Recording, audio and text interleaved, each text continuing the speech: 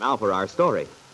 Bill Meade's attorney, Angus McKillop, a tall, lanky figure topped with a shock of unruly red hair, strode down Wakefield's main street, entered the swinging glass doors of the Wakefield Trust and Savings Bank, and went directly to Bill Meade's desk, which, bounded as it was by file cases on either side, provided considerable privacy.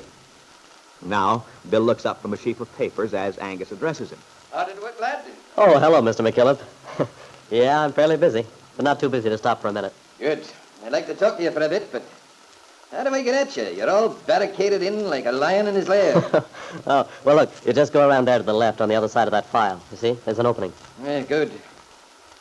Now we're both on the same side. I never like to be on opposite sides of the fence from a client of mine. I should hope not. Here, sit down, Mr. McKillop. Hey, I won't interrupt you for long, my boy. Just a few matters to straighten out. Yeah, well, I'm glad you dropped in. I've been thinking about Monday. I'll wager you have it on your mind. This is the 0 hour, isn't it? Just before the battle. Yeah. I only wish, though, it didn't have to be a battle. If we could get through without having to be nasty about it. I'm afraid that's not possible, lad. We'll do the best we can. Mr. McKillop, there's something I have to tell you. I hope you won't be angry. No, what is it, lad? Speak up. Well, you know what we talked about in your office the day Aunt Mary was there? About this Paul Cromwell thing and Kit? What about it? Well, I've given it a lot of thought, and I'm sorry to say I can't see myself using that sort of evidence. Maybe I'm a dope, but I hate to think it's the only way to win custody of that kid of mine. It just goes against my grain. I guess I'm old-fashioned or something. Yes, as a matter of fact, you got nothing to worry about. It's one of the reasons I stopped in today. I knew you had this on your mind.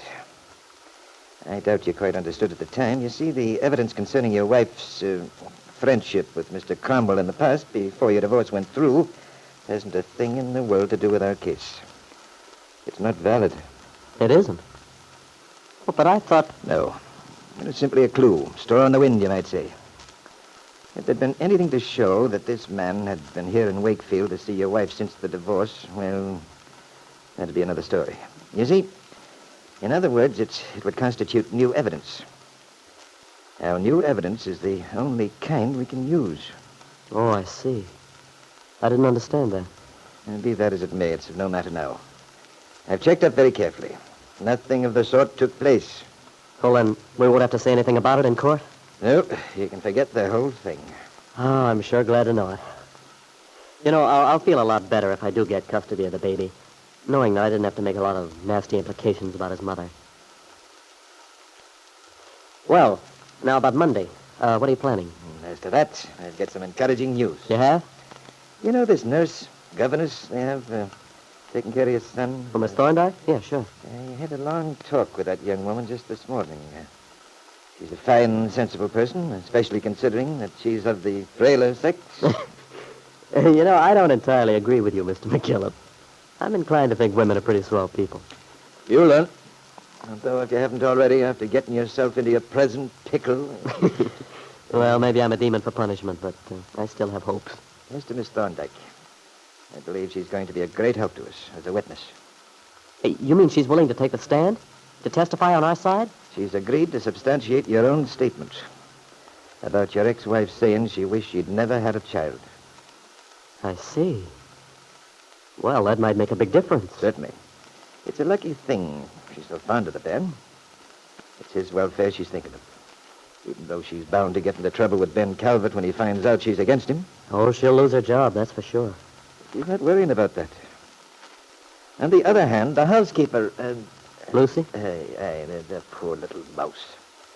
She's afraid of her own shadow. And Ben's got her right under his thumb. She fears to so much as open her mouth.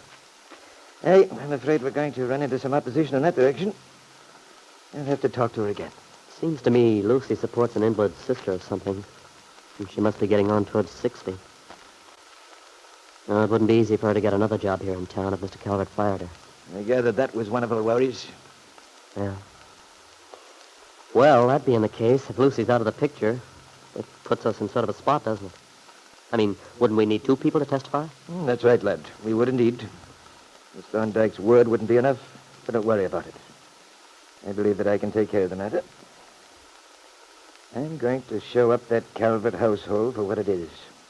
The household, and with all due respect, your ex-wife. Well, it's good to hear you so confident. For a while there, the way you talked, I thought I must be crazy to go on with the case. Hey, lad, it's true. I hated to see you knocking your head against what seemed to be a stone wall. But since I talked to Mary Lane, I've changed somewhat. I began to see the stone wall might be in my own mind. How do you mean, Mr. McKillop? I'd fallen into a trap, thinking of the whole business from strictly a legal, black and white standpoint, without considering the human element, the spirit of the law. Yeah, that's what always gets me about legal stuff.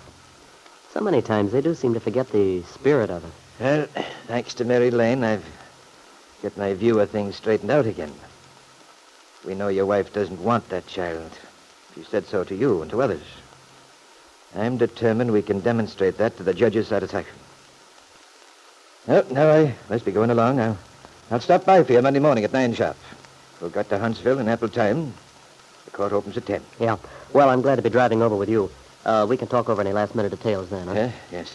Good enough, lad. Now, get plenty of sleep so you'll have your wits about you. Now, good day. So long, Mr. McKillop. Well, good afternoon, Mary Lane. This is quite a gathering of the clan. Well, hello, Angus. Oh, Aunt Mary. Are you leaving? I have an appointment. Be sure and say hello to the lad there. That's where I'm going now, Angus. Good. He'll be glad to see you, I know. Hello, Bill. Hello, Aunt Mary. Oh, gosh, this is quite a day for me. First Mr. McKillop, and now you. Well, I came in to do some errands, and I didn't want to leave without talking to you for a minute or two. Well, I'm awful glad you stopped by, Aunt Mary. Well, Bill, you're looking fine. Better than you have for a long time. I feel better, too. The talk I just had with Mr. McKillop is a real pickup. He's very confident now. In fact, Aunt Mary, he says it's because of you that his whole opinion about the case has changed. He does. Yeah. Well, I'm glad. But all I did was try to make him think with his heart as well as his head. You know, it's my belief that people can think with their hearts. Well, at least it doesn't hurt to let your feelings enter into your decisions about things, as well as your common sense. That's right. Oh, gosh, Aunt Mary, it's wonderful to know we're really going to get rolling on Monday. I've had my doubts part of the time, and sometimes I felt downright hopeless. But today, after talking to Mr. McKillop and you, well, I have a feeling we might win. I'm glad you're feeling so hopeful, Bill. Yeah. Of course, I've known all along that I would never feel right if I didn't do what I could to get custody of the baby. I mean, if I hadn't made any effort to, it would have been like tossing off my obligation as his father. And being you, Bill, you never have let that happen. Just give up all thought of trying to do anything for your son. I realized from the first you'd have to face that problem. I'm very proud of the way you did face it. Well, I'm not so sure I could have if you hadn't helped me to see it straight. No, Bill. All I did was try to understand. I'm very grateful to you. And you're right, too. I would have been miserable any other way, even though there have been plenty of times when I was pretty sure I was fighting a losing battle. But today I feel different. I'm actually anxious to get into that courtroom next Monday morning. I don't know, Aunt Mary. Maybe I'm nuts, but I honestly believe that when I walk out of that courtroom, I'll have that son of mine with me. Yes, Bill, Angus McKillop's confidence and Aunt Mary's conviction that you're doing the right thing, they've given you a new optimism. Yet I wonder if you will have the baby with you when you leave the courtroom. For though you don't know it, Bill, the baby is not your son. And there is still a possibility that his true mother, Lisa Fenner, may do what Dell Shipley has insisted she must do. May claim as her own the child your ex-wife, Kip, took from her.